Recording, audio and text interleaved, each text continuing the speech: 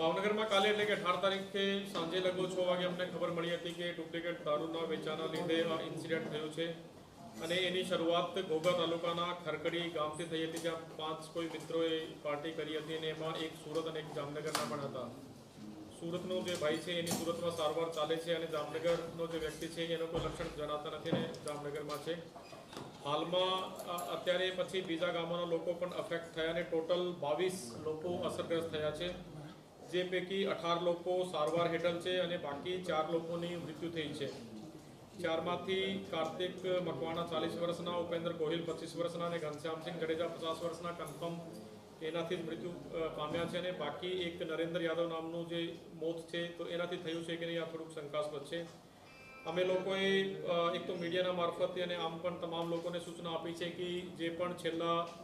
Last 2-3-4 દિવસમાં જે આ પ્રકારની રોયલ સ્ટેગ જે બ્રાન્ડ છે એનું સેવન કર્યું છે તો તેમાં લક્ષણ હોય કે ન હોય તો તાત્કાલિક છતાં પણ હોસ્પિટલમાં સારવાર માટે દાખલ થવું જોઈએ। બીજું જે ભાવનગરના પ્રાઇવેટ હોસ્પિટલ આરોગ્યમ આઈસીયુ અને બીમ્સમાં જે સારવાર હેઠળ છે તો ત્યાં પણ એક સુપરવિઝન અને એનો સહયોગ કરવા માટે આપણે જે મેડિકલ કોલેજના 2 નિષ્ણાંતની ટીમને પણ ત્યાં મોકલી છે।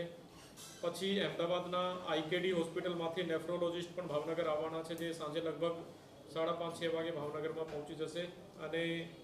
પોલીસ પણ એ જે ગુનામાં જે કનેક્ટેડ છે 4 બુટલેગરની ધરપકડ એમાં કરી છે।